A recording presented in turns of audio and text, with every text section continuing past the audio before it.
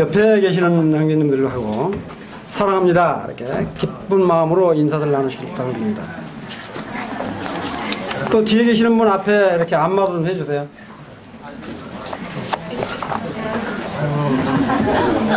너무 날씨가 이렇게 추워서 살을 이렇게 예미는 것 같습니다.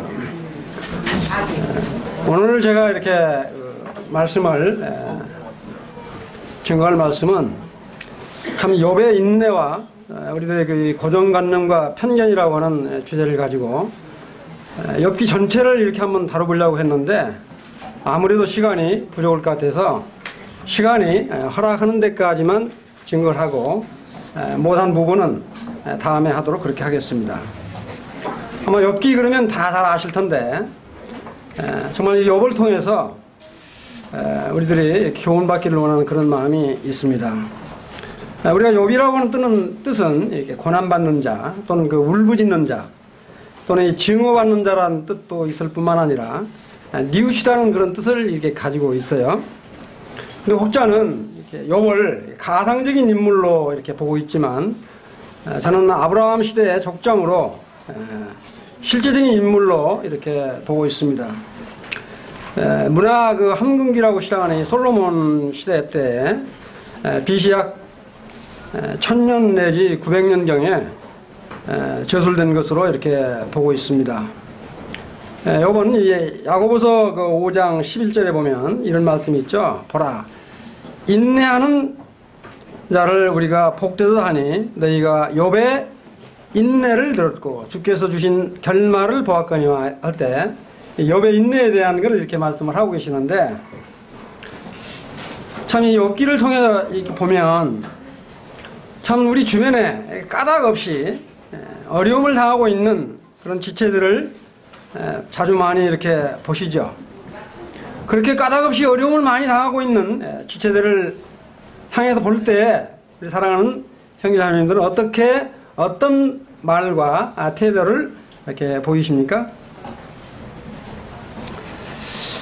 사실은 내가 알고 이렇게 분별하고 있는 것이 절대 불변의 진리가 아닌데도 불구하고 정말 하나님의 그 숨겨진 참 뜻이 그 안에 숨겨져 있는데도 불구하고 자기의 좋은 소견대로 쉽게 이렇게 말을 해서 좀 어려움을 주는 그런 경우를 주로 많이 보죠. 우선 그 욥기 들어가기 전에 전반적인 걸 말씀을 드리면 욥기는 1장에서부터 3장까지는 그 욥에 대해 사탄의 공격과 그 하나님의 허락하신 가운데 욥의 그 고난이 시작되는 것을 이렇게 기록을 했습니다. 4장부터 37장까지를 보면 욥의 그 세 친구가 욥하고 계속 이렇게 대화를 나누는데 참 욥이 참 이 까닭없는 고통 가운데 있을 때 욥의 세 친구가 아주 정말 그 지당한 말만 골라서 하죠. 그래서 정말 그 아픔 고통 가운데 있는 그 욥에게 정말 너무도 그 이렇게 옳은 말만 골라서 콱 이렇게 찍어대니까 욥이 너무너무 고통스러워하는 그 같은 모습이 37장까지 계속 되죠. 그런데 놀랍게도 28장에 보면 정말 그 욥이 하나님의 지혜에 대한 욥의 그 찬양이 나오는 모습이 나오고요. 그 다음에 이제 29장에 보면 정말 욥이 받았던 그 축복에 대해서 감사하는 마음을 이렇게 표하는 것들이 또 나오고요. 30장에 보면 지금 자기가 당하고 있는 고통을 하나님을 향해서 이게 호소하는 그 같은 좀 장면이 나옵니다.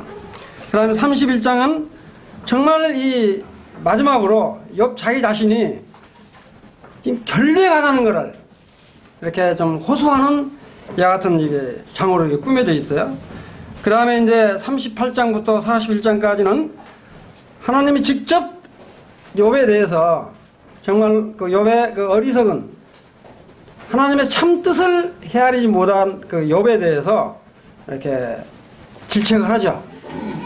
그러니까 욥이 그 하나님의 음성을 듣고 정말로 돌이키는 회개하는 이와 같은 장면이 나오면서 욥이 배나 축복을 받는 그런 장면이 42장에서 마치게 됩니다. 1장부터 42장까지를 이 짧은 시간에 다 할 수 없기 때문에 하여튼 제가 준비는 다 했는데 시간이 허락되는 한까지 하겠습니다. 저는 이제 욥을 이렇게 쭉 보면서 참 이 욥처럼 인생 가운데 욥의 이 믿음과 또 이 부와 명예와 권력, 이게 아마 최고의 정점에 다다른 분 아닌가 이렇게 생각을 해봤어요. 욥이 저기 이제 뒤에 가보면 정말로 욥이 그 재판을 한다든지 이런 거를 사람들이 듣고 너무너무 감탄을 해서 칭송을 하는 이 같은 장면을 보게 될 때 또 이 노인들이, 이 젊은이들이 정말 그 욥 앞에 서면 너무너무 이렇게 위험이 있고 경건하기 때문에 말을 멈추는, 심지어는 노인까지도 욥을 아주 존귀 여기는 그런 자인 것을 이렇게 스스럼없이 말하는 그 같은 장면이 나오는데, 정말 이 욥이 이와 같은 정말 하나님을 경외하고 믿는 그 믿음, 정말 욥이 누리고 있는 그 부와 권력과 명예가 인생으로 말하자면 최고의 정점에 다다랐다가, 최고다 이거죠. 이렇게 시간이 가면 하여튼 최고의 정점에 달하는데 어느 한날 갑자기 이 높은 꼭대기에 있는 것이 제로로 뚝 떨어져 가지고 정말 너무너무 정말 그 이렇게 뭐랄까 처참한 모습으로 되어 있는 그 욥을 한번 생각해 보시면, 자 이제 욥기를 한번 펴보시죠. 욥기 1장을 이렇게 한번 펴보시면 신약성경 760쪽을 펴보시기 바랍니다.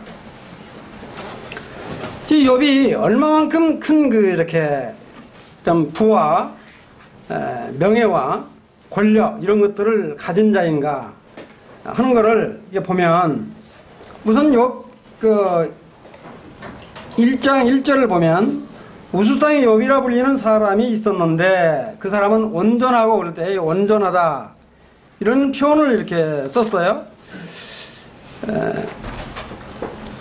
이건 정말 이 브레임네스를 전혀 이렇게 비난받지 않는 정말로 안전한, 이 사람으로서는 완전 무결한 이와 같은 사람으로 이렇게 하고요. 또 그리고 아주 이 정직할 뿐만 아니라 또 하나님을 경외해서 정말 이 죄하고 악하고는 전혀 관계없는 이와 같은 사람인 것을 하나님이 인정을 했던 이 욥입니다. 이렇게.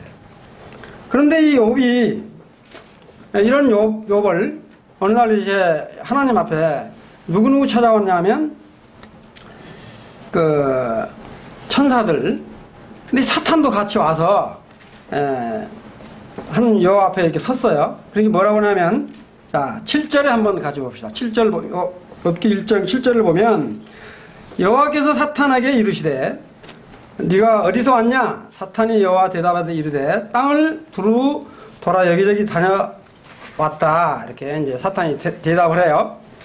그러면서 뭐라고 하냐면 욥이 정말 이렇게 하나님이 그러죠. 욥한테, 저 사탄한테 정말 욥을 네가 주위에 봤냐? 이렇게 물어보니까 사탄이 쏘닥거리죠. 하나님이 욥을 이렇게 두루 잘 봐주니까 욥이 이렇게 잘 되는 거지. 하나님이 치시면 그 욥이 이렇게 잘 될 일이 있습니까? 이렇게 말하니까 정말 하나님이 뭐라고 표현하냐면, 자 12절을 한번 보시면 여호와께서 사탄에게 이르시되 네가 그 소유물을 다 네 손에 맡기노라. 다만 그의 몸에는 내 손을 대지 말지니라. 사탄이 곧 여호와 앞에서 물러가니라. 그러면서 이제 그 장면이 쭉 이어지는데, 심지어는 이 욥이 그 재산을 쭉, 재산 내역을 보면 양이 7,000마리에, 양이 7,000마리, 그 다음에 낙타가 3,000마리, 그 다음에 소가 500결이면 1,000마리예요. 그 다음에 암나귀가 500마리, 그 다음에 이게 500마리, 이거를 제가 한번 대충 계산을 해봤어요. 이렇게 계산을 해보니까 약 30억에서 50억이 되더라고요. 그럼 우리나라 지금 시세로 봤을 때 약 한 50억 재산이면 부자라고 할 수 있죠? 별거 아닙니까? 50억이면 대단한 부자예요. 대단한 부자인데 여기서 놀라운 게 있어요. 이와 같은 불을 누르고 있을 뿐만 아니라 참이 아들복도 굉장히 많아요. 아들이 몇이냐 하면 7이에요. 딸이 3이야. 그러면 7남 3녀면 아주 다보고죠.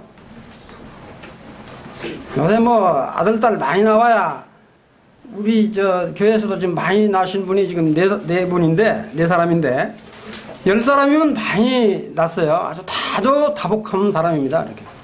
그런데 조금 전에도 말씀드렸지만 욥이 이와 같은 자녀들도 아들이 7에다가 딸이 3에다가 또 이 재산이 이렇게 많고 정말로 아주 이렇게 직위를 가지고 있는 이와 같은 욥이 갑자기 이 15절부터 보면 이 욥이 쭉 망해가는 과정이 하루 사이에 전부 싹 이 재산과 자식을 다 잃게 되는 장면이 나오죠. 스바 사람이 갑자기 이르러 이렇게 몰려와가지고 종을 죽이고 다 죽이고, 그 다음에 하늘에서 불이 내려가지고 큰 바람이 불어서 자식이 죽고 온 가족이 다 죽어버리는, 그리고 심지어는 이 욥이 그렇게 자식도 잃고 재산까지 잃어버렸으면 그 얼마나 처참해요. 그런데 악창을 돋게 해가지고 피부병이 들게 해서, 정말 이 피부병 걸려보면 얼마나 가렵고 아픈지 안 걸려보신 분은 모를 거야. 제가 옛날에 대상포진이라는 걸 한번 걸려봤어요. 대상포진. 아마 안 걸려보신 분은 한번 걸려보세요. 대상포진을 걸려봤는데 저는 그게 뭔지 몰랐어요. 보니까 바늘 같은 게 콕콕 막 찔러요. 그게 보니까 보이진 않아요. 근데 이 면도칼로 오린 것처럼 착착 생각, 이렇게 옷을 못 입겠어요. 그래서 갔더니 저보다 대상포진이라고 그러더라고요. 저는 대상포진이 뭔지도 모르고 하여튼 의사가 처방해 준 한 보름 동안을 하여튼 얼마나 헤맸는지 모릅니다. 이 조그마한 대상포진 하나 걸려가지고도 내 몸을 가누지 못했는데, 이 욥은 뭐라고 하냐면 발끝에서부터 머리끝까지 악창이 났다고 그랬어요. 이 기아 조각으로 떡떡 긁고 있는 정도니까, 그 자식들이 그렇게 많고, 그 다음에 그렇게 많은 재산 하루 사이에 싹 날려버리고, 그것도 이 발끝에서부터 머리끝까지 정수리에 이렇게 악창이 돌아나가지고 기아적으로 떡 긋고 있는 그 모습을 한번 상상해 보시면, 저는 이제 이걸 이렇게 보면서 그런 생각을 해봤어요.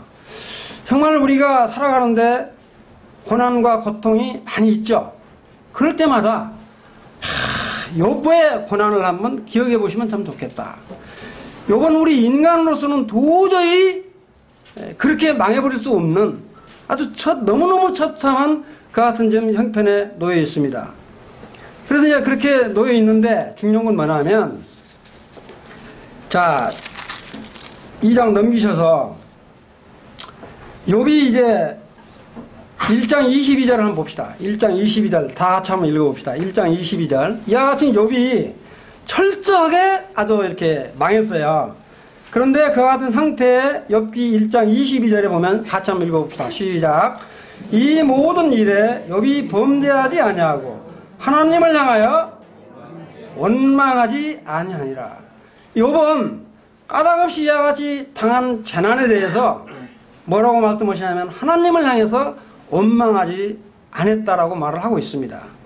그런데 이와 같은 처참한 모습을 보고, 자, 우리 사랑하는 자매님들, 우리 사랑하는 내 남편이 이와 같은 처참한 꼴이 됐다고 한다면 욥의 아내를 본받으시기를 부탁을 드립니다. 자, 한번 같이 읽어봅시다. 자, 10절 시작. 그가 이르되 그대의 말이 한 어리석은 여자의 말 같도다. 우리가 하나님께 복을 받았은즉 화도 받지 아니하겠느냐 하고 이 모든 일에 욥이 입술로 범죄하지 아니하니라. 그 9절 제가 읽겠습니다. 그 아내가 그에게 이르되 당신이 이래도 자기의 온전함을 굳게 지키느냐. 하나님을 욕하고 죽어버려라. 지금 아내한테까지 이와 같은 말을 들을 정도입니다. 이렇게 사랑하는 아내한테까지도. 그러니까 욥이 얼마만큼 이렇게 참 비참한 그런 형편에 놓여 있는지를 우리가 한번 이렇게 상상을 해봤으면 좋겠어요. 그래서 실제 이 욥기가 그냥 뭐 이렇게 우화나 어떤 그 이야기가 아니라 실화라고 하는 사실입니다. 근데 욥이 이와 같이 이런 상태인데 이제 누가 찾아오냐면 욥의 세 친구가 찾아옵니다. 자, 욥의 세 친구를 한번 보실까요? 11절에 보면 이와 같은 욥이 아주 어렵게 됐다라고 하는 말을 듣고 욥의 세 친구가 찾아오는데 11절에 보면 욥의 친구 세 사람이 이 모든 재앙이 욥에게 내렸다 함을 듣고 각각 자기 지역에서부터 이르렀으니 곧 대만 사람 엘리바스와 수아 사람 빌닷과 나아만 사람 소발이라. 이들이 욥의 친구가 지금 찾아왔어요. 근데 여기서 조금 이제 참고로 말씀을 드리면 이 엘리바스라고 하는 사람은 뭐냐면 이렇게 신학자예요. 그래서 뭐냐면 이 욥에 대해서 죄를 지으면 고난을 당한다. 이와 같은 그 생각을 가지고 있던 사람이에요. 그러니까 하나님에 대해서는 하여튼 선한 자는 복을 주시는 의로운 분이다. 이렇게 여기고 있고요. 그 다음에 이 빌닷이라고 하는 사람은 아주 논쟁을 잘하는 사람이에요.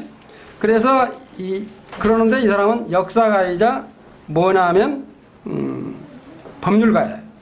이 빌닷이. 근데 이 사람도 뭐라고 생각하냐면 하여튼 네가 당하는 고난은 틀림없이 죄 때문이다. 이렇게 지금 이야기를 하고 있어요. 그리고 하나님은 학고부당한 어떤 입법자이고 심판자다. 이런 생각을 갖고 있는 사람이고요. 이 소발이라고 하는 사람은 상당히 좀 이렇게 좀 뭐라 할까? 이치에 잘 안 맞는 그런 사람인데 도덕가예요. 그리고 상당히 교리주의적인 그런 걸 갖고 있는데 욥에 대해서는 어떤 생각을 갖고 있냐면 하여튼 이 악한 사람은 빨리 죽는다. 이런 생각을 갖고 있는 사람이 소발은. 그 다음에 이제 이 세 친구보다는 조금 더 이지적인 제일 나중에 나오는 엘리후가 나오는데 이 엘리후는 신학자로서 하나님께서 정결하게 하시는 이렇게 교훈하신다 이런 의미를 이렇게 하는데 하나님에 대해서는 정말 하나님은 잘 가르치시고 교훈하시는 분이다 이런 생각을 갖고 있으면서 이 세 친구와는 달리 이 엘리후는 욥에 대해서 정말 욥 네가 더 겸손해지고 정말 하나님께 정말 더 순종해라 이런 엘리후는 이와 같은 마음을 갖고 있어요. 자, 그러면 이 욥이 이와 같은 이 세 친구가 찾아와서 일주일 동안은 아무 말도 하지 않고 지켜만 보고 있습니다. 그러니까 그때 근동 지방에서는 이렇게 장례가 된다 그러면 일주일 동안은 일주일 동안 이렇게 장례를 벌인다고 그래요. 지금 욥이 고통을 받고 있으니까 일주일 동안은 아무 말도 않고 욥과 함께 친구들이 이렇게 있었어요. 이렇게. 그러다가 욥이 3장에 딱 넘어가서 3장 1절에 보면 욥이 너무너무 고통스러우니까 재산도 다 잃었을 뿐만 아니라 정말 몸에 악창이 나가지고 너무너무 고통스러우니까 뭐라고 이야기하냐면 3장 1절에 보니까 그 후에 욥이 입을 열어 자기의 생일을 저주하니라. 자기의 난날을 저주하는데 이게 11절에 보면 어찌하여 내가 태에서 죽어 나오지 아니하였던가 어찌하여 내 어머니가 해산할 때 내가 숨지지 아니하였던가. 이게 자기가 차라리 나지 않고 만약에 나자마자 차라리 죽어버렸더라면 이와 같은 고통이 없었을 터인데 이렇게 말하는 건 뭐냐면 지금 욥은 정말 모든 날을 또 인생에 나고 죽는 건 전부 하나님의 뜻 안에서 이루어지는 것인데 이와 같은 말을 함으로 하나님한테 직접적으로 말하지 않고 간접 화법을 써서 지금 하나님께 지금 하소연하는 이와 같은 지금 모습을 이렇게 보이고 있습니다. 이 말을 딱 들은 친구 엘리바스가 뭐라고 이야기를 하냐면 좀 건너 띄우세요. 욥기 4장 7절을 한번 보세요. 7절 8절을 7절 8절을 보면 뭐라고 나오냐면 생각해보라. 죄 없이 망한 자가 누구인가? 정직한 자의 끊어짐이 어디 있는가? 내가 보건대 악을 밭갈고 독을 뿌리는 자는 그대로 거두나니. 그러니까 엘리바스가 지금 저 욥이 참 자기의 지금 너무너무 고통스러우니까 자기의 낱날을 지금 이렇게 한탄조로 지금 이렇게 하소연을 하는데, 엘리바스가 한다는 이야기가 뭐라고 이야기를 했어요? 죄 없이 망한 자가 누구냐? 응? 악을 밭갈고 독을 뿌리는 자는 너같이 지금 그 꼴을 당한다. 참 이런 말을 이렇게 듣고 있어요. 욥이 이거는 지금 우리가 로마서 6장 23절에 보면 죄의 삭은 사망이라 이런 말이 나오잖아요. 이건 뭘 의미합니까? 정말 이 종말의 경국은 이렇게 죄를 지은 종말의 결국을 지금 나타내는 것인데, 이와 같은 말을 들어서 지금 욥을 참 이렇게 그 앞에서 고통받고 있는 욥한테 네가 큰 죄를 지었으니까 그러는 거 아니냐, 네가 얼마나 악한 일을 했으면 이러겠냐, 지금 그런 말이거든요. 참 우리가 참 욥이 그전에 하여튼 사람들을 교훈하기도 하고 격려하기도 하고 했더니 욥이 자기 자신이 이렇게 받는 그 고난과 고통에 대해서 너무너무 이렇게 연약해지고 정말 절망적인 모습을 나타내는 모습을 볼 수 있잖아요. 그리고 어떻게 보면 정말 이렇게 믿음이 없는 것처럼. 그러니까 지금 친구 엘리바스는 하여튼 인과응보적인, 다시 말씀드리면 죄를 지었기 때문에 그와 같은 형벌을 받는다라고 하는 이렇게 인과응보적인 이론을 펴면서 지금 이렇게 말을 하고 있어요. 다시 말씀드리면 의인은 복이 오고 악인에게는 멸망이 온다. 이와 같은 말을 지금 욥에게 지금 말을 하고 있습니다. 정말 우리가 이런 걸 보게 되면 현실 세계에서도 그러죠. 정말 자주 이렇게 악인이 아주 이렇게 흥황하는 것 같고, 참 의인은 아주 부당하게 이렇게 멸시당하고 하는 것처럼 느껴질 때가 많이 있잖아요.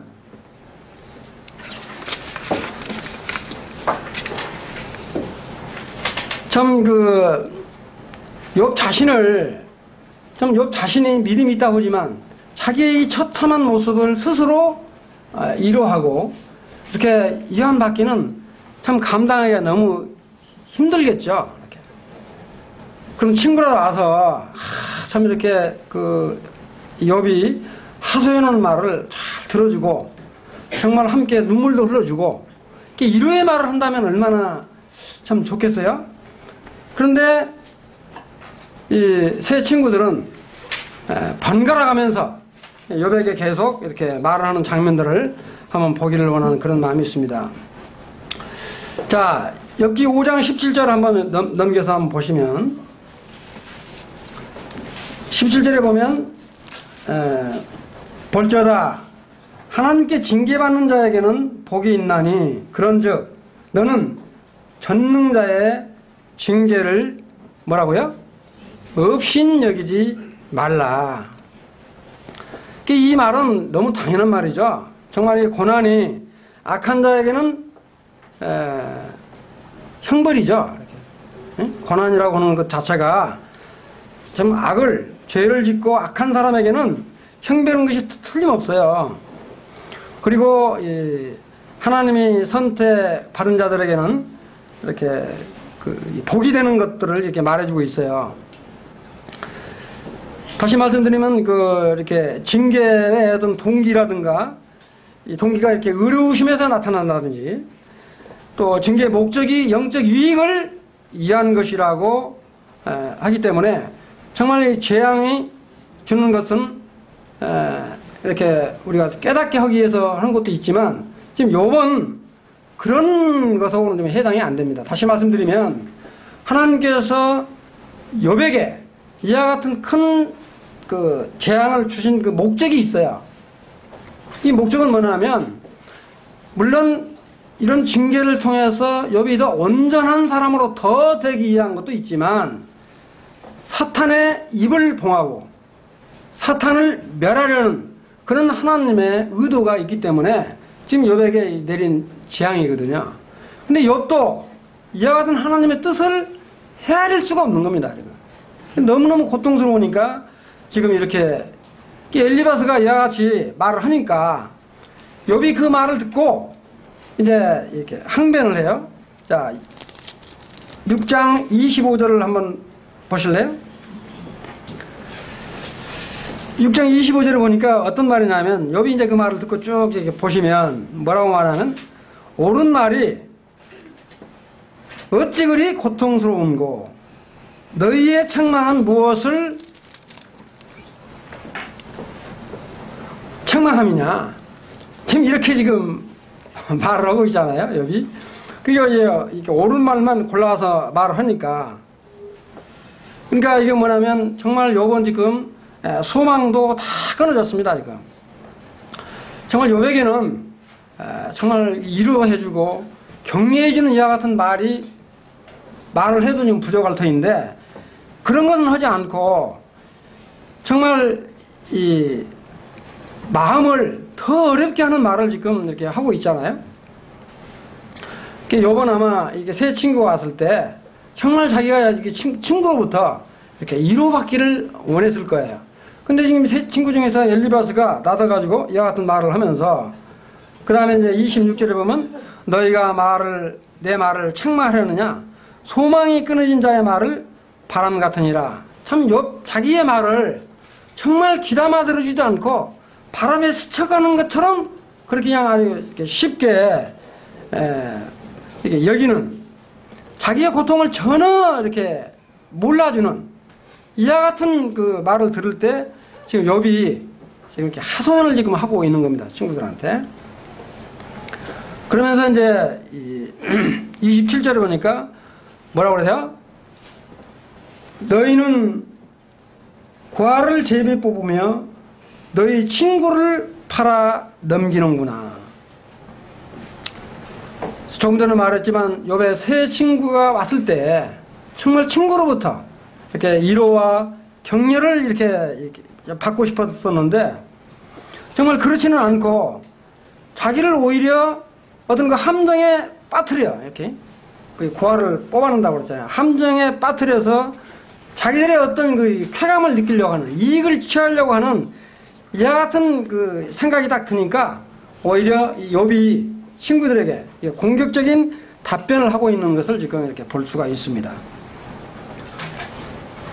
그러면서 넘겨서 7장 20절을 이렇게 한번 보시면 7장 20절을 이렇게 한번 보시면 사람을 감찰하시는 이여 내가 범죄하였던들 주께 무슨 해가 되오리까 21절 어찌하여 나를 당신의 관역으로 삼으셔서 내게 무거운 짐이 되게 하셨나이까.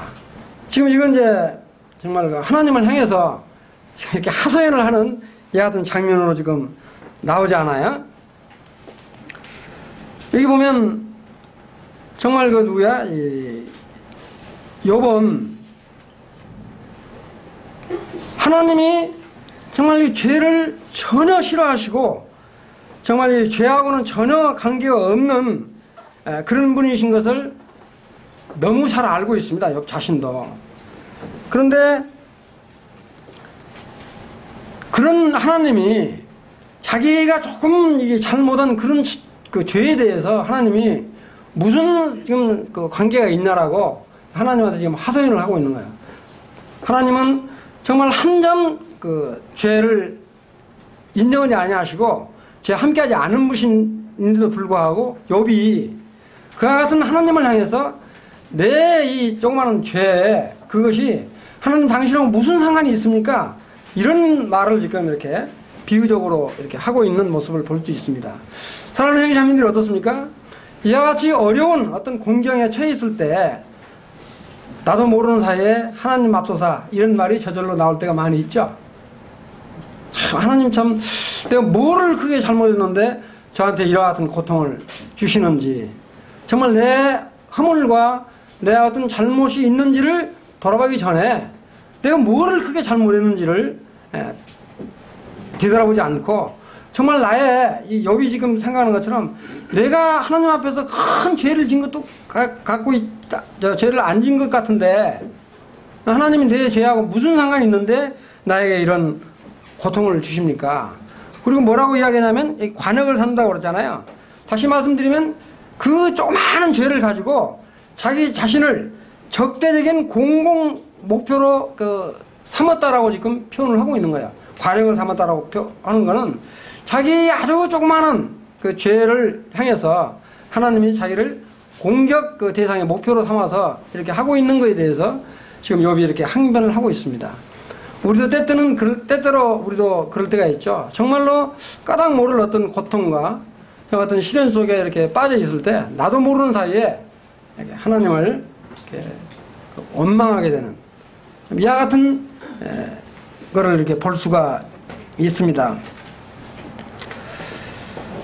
참 이런 걸 보면 그 다음에 이제 주께서 어찌하여 내 허물을 사하여 주지 아니하시며 내 죄악을 제거해 버리지 아니하시나이까. 이제 내가 흙에 누우르니 주께서 나를 내서 찾을지라도 내가 남아있지 아니하리이다. 정말 지금 너무너무 이렇게 욥이 고통을 받으면서 정말 죽고 싶다라고 하는 그런 좀 하소연을 주님께 하고 있는 이와 같은 모습을 보게 되는데 정말 우리가 이런 그 고통을 우리가 이렇게 참 당하는 우리 지체들도 아마 있을 거라고 생각이 되어집니다. 이거는 뭐냐면 우리가 그 이사야 43장 24절에도 보면 이런 말씀이 있죠. 네 짐으로 하나님이 네 짐으로 나를 수고롭게 하고 네 죄악으로 말미암아 나를 괴롭게 하냐. 그러니까 우리 하나님은 너무 한 점 죄도 없으시고 죄를 싫어하시는 분이기 때문에 정말 욥에 대해서 이와 같은 하나님의 징계를 정말 욥이 헤아리지 못하고 지금 너무너무 고통스러우니까 이와 같은 참 하소연을 하고 있는 이와 같은 말을 하게 됩니다. 그러니까 이런 말을 쭉 하니까 엘리바스 말고 또 누가 또 딱 나서 또 이야기를 하냐면 자 8장 3절을 한번 보세요. 이번에는 이 빌닷이라는 친구가 딱 또 나서가지고 또 한 말 거들어요. 자 뭐라고 이야기하냐면 빌닷이 그 8장 3절에 보면 하나님이 어찌 정의를 굽게 하시겠으며 전능하신 이가 어찌 공의를 굽게 하시겠는가. 네 자녀들이 주께 죄를 지었으므로 그들은 그 죄 버려두셨나니. 참 그 다음에 이제 6절 또 청결하고 정직하면 반드시 너를 돌아보시고 내 의로운 초소를 평안하게 하실 것이라. 7절 같이 한번 읽읍시다. 시작. 내 시작은 미약하였으나 내 나중은 심히 창달이라. 이 말은 보통 우리가 그 사업을 하시는 분들이 이걸 많이 인용을 하는데 이건 사업에다 인용하는 말이 아니고요. 지금 욥한테 지금 한 말이에요. 이 말이. 그게 어떤 의미냐면 정말 이 빌닷도 똑같은 그 엘리바스가 한 것처럼 똑같이 지금 뭐냐면 네가 그 죄를 지었기 때문에 이와 같은 지금 고통을 받고 있는 거다. 네 자녀들도 죄를 지었기 때문에 전부 다 죽었다.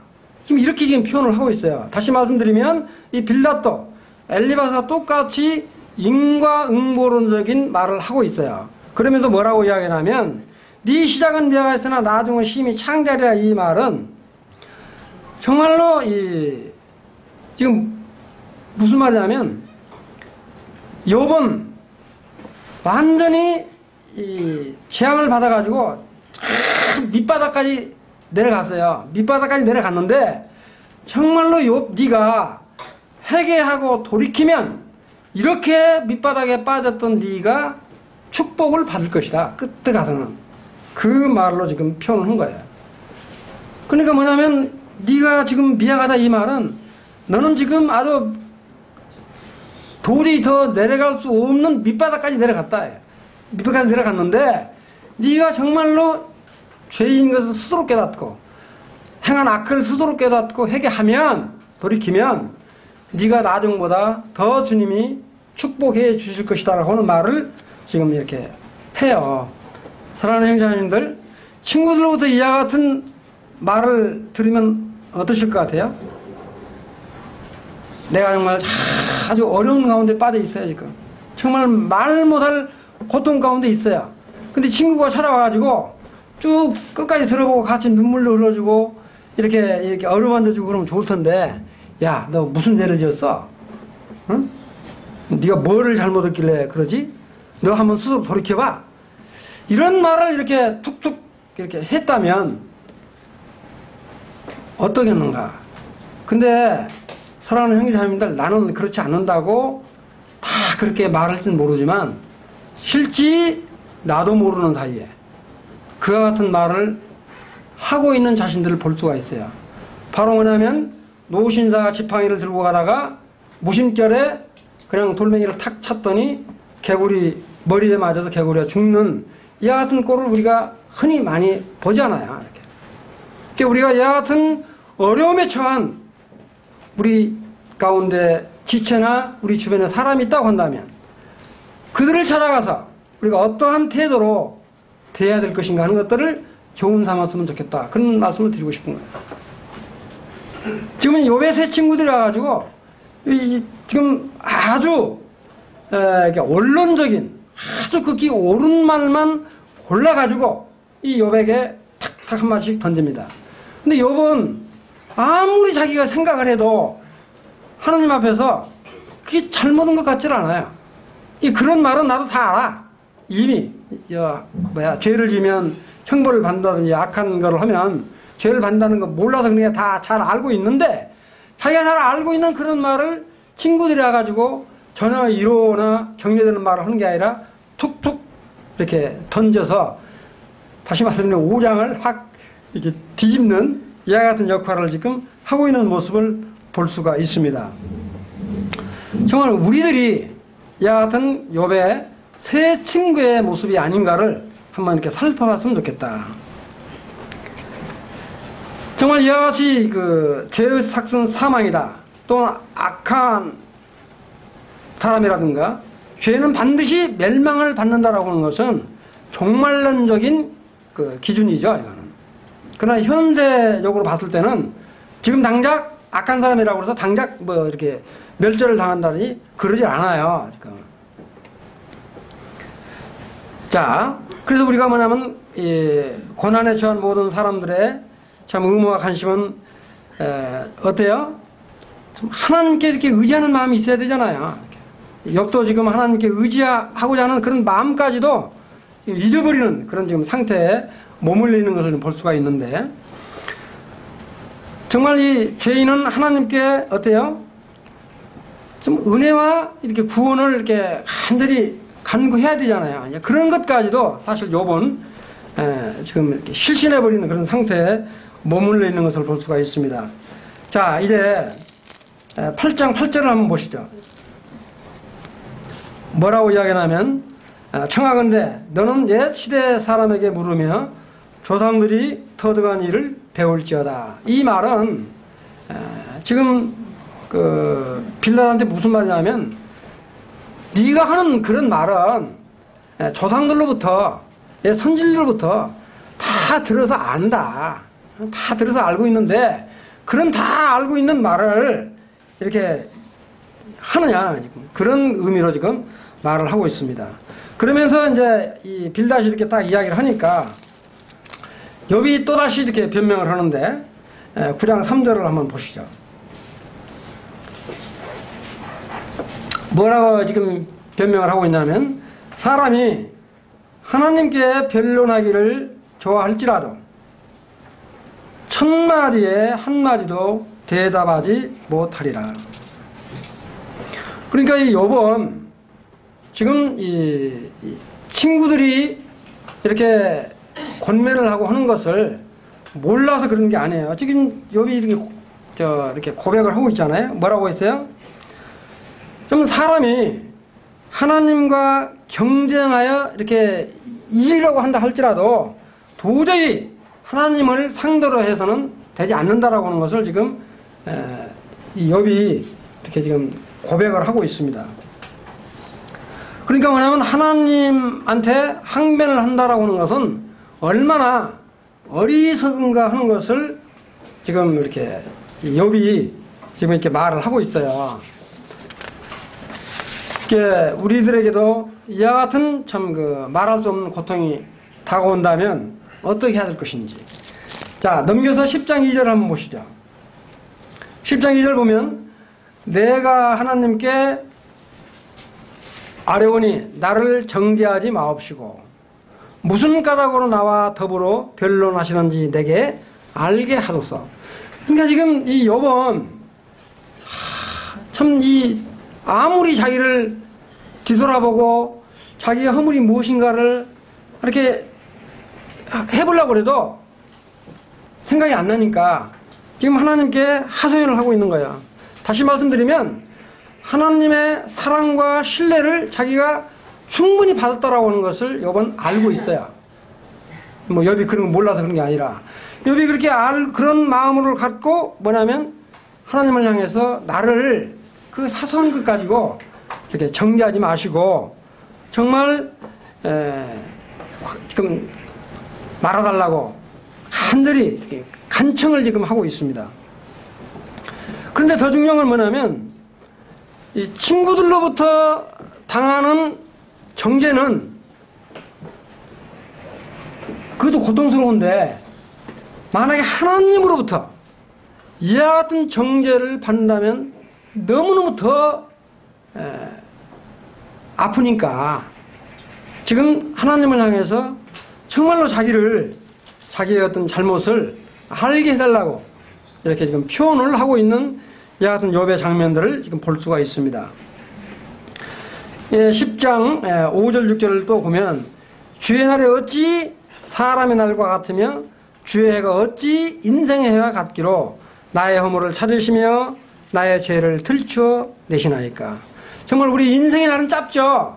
그러나 하나님의 날은 아주 영원한데 이 세상 권력자들이 어떤 잘못이 있으면 들추어 내는 것처럼 하나님께서 내 죄를 자꾸 들추어 내가지고 저에게 이와 같은 고통을 주려 하시는 겁니까?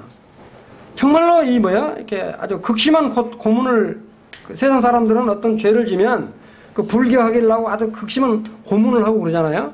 그렇게 고문하는 것처럼 나에게 이와 같은 고통을 주고 있습니까? 사랑하는 형제자매님들 어떻습니까?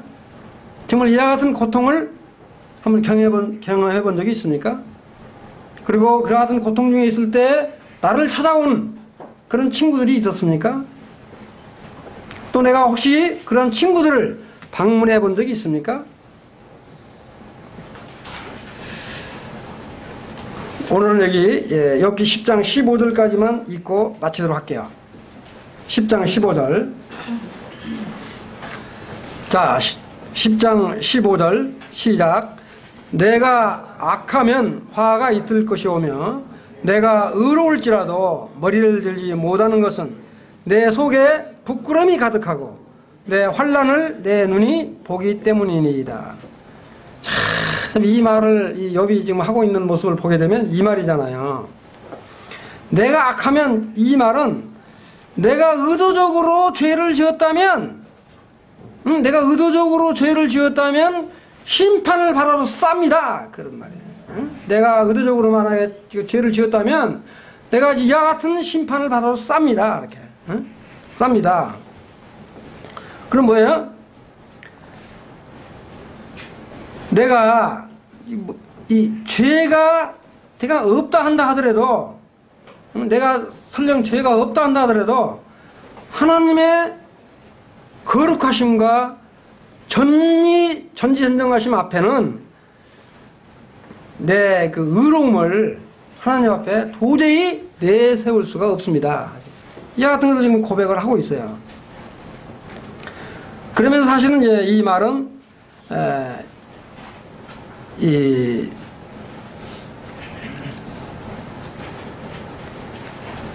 자기 자신에게 참 미약함을 지금 하나님께 이렇게 토로하고 있는 참 이런 모습을 이렇게 보게 됩니다. 또 이와 같은 지금 토로를 욥이 딱 하니까 그 다음에 또 누가 딱 나서냐면 소발이라고는 제일로 좀 이렇게 좀 그런 사람이 또 나타나가지고 또 이 욥을 마음을 이렇게 상하게 하는 이와 같은 장면이 나오는데 이거는 다음에 이렇게 하도록 하겠습니다.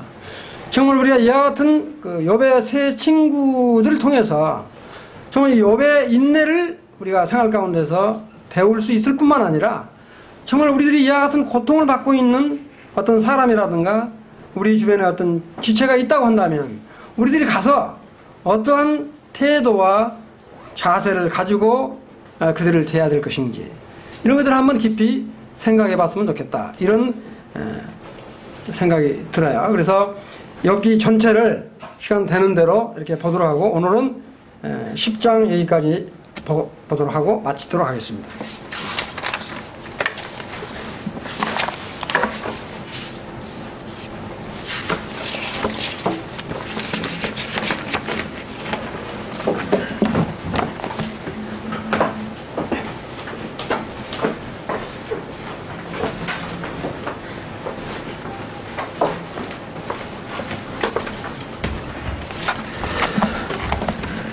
말씀 감사합니다. 들으신 말씀 생각하시면서 찬송가 338장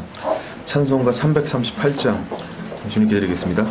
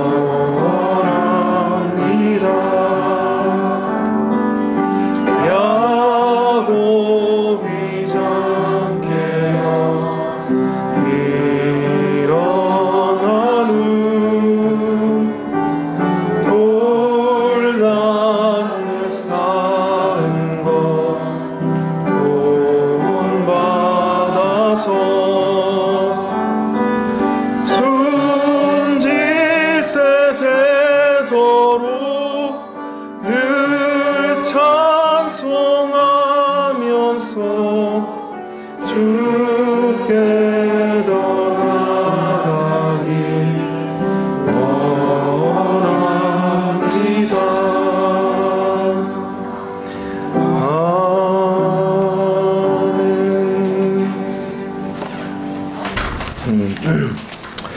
그 말씀 감사드립니다. 야곱의 고난.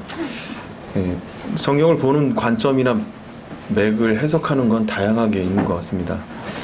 어떤 분들은 이 야곱의 고난이 단순히 한 사람에 대한 고난을 통해서 그 사람이 이런 고난 가운데 하나님을 섬겼다라는 교훈을 받는 것을 넘어서 왜 하나님이 야곱을, 아니 이 욥을 이 고난 가운데 내버려 두셨는가를 볼 줄 알아야 된다. 왜 사탄을 만들고 선악과를 만들었는지, 단순히 하나님께서 사람을 구원하시기 위해서 십자가에 못 박히고 그것을 내가 믿고 구원이라고 일컫는다. 하나님의 경륜은 그렇게 얘기하지 않는다고 말씀하시더라고요. 저도 그렇다고 생각합니다. 이 욥의 고난을 통해서 하나님의 그 분명하신 경륜, 사단 앞에 인생을 의롭게 만드시기 위해서 하나님이 계획하신 그 놀라우신 계획을 분명하게 볼 줄 알아야 되는데, 대부분의 성경학자나 사람들이 성경을 자기의 관점에서 자기 편한 대로, 이것이 그냥 나를 편안하게 이 땅에서 복주기 위한 그런 성경적인 관점에서 해석을 하는데, 어찌됐건 정말 하나님께서 이 욥을 이 고난 가운데 두신 이유와 같이 저희도 분명히 각자의 삶 가운데 고난에 두셨고, 그리고 형제님을 통해서 말씀하신 바대로 그 고난은 다른 사람에게 주어진 것이지 그 각자에게 주어진 것이 다른 사람에 대해서 판단할 권리는 없다. 그리고 위로를 하는 방법에 있어서도 분명하게 조심스럽게 해야 된다. 저도 그 말씀을 동감합니다. 위로를 주고자 해서 격려했던 일들이 오히려 아픔이 될 수 있다. 성숙한 신앙인이라면 그런 실수를 잘 하지 않을 수도 있습니다. 하지만 더 성숙한 신앙인은 그러할지라도 하나님께서 피로 값주고 사신 그 은혜를 깊이 깨닫고 그 형제가 나를 사랑하기 위해서 이 말을 했구나라는 것에 대해서 깊이 깨닫고 그것까지 받을 수 있는 그러한 신앙인이 하나님 앞에 성숙한 신앙인이라고 봅니다. 저와 성도님들이 이러한 성숙한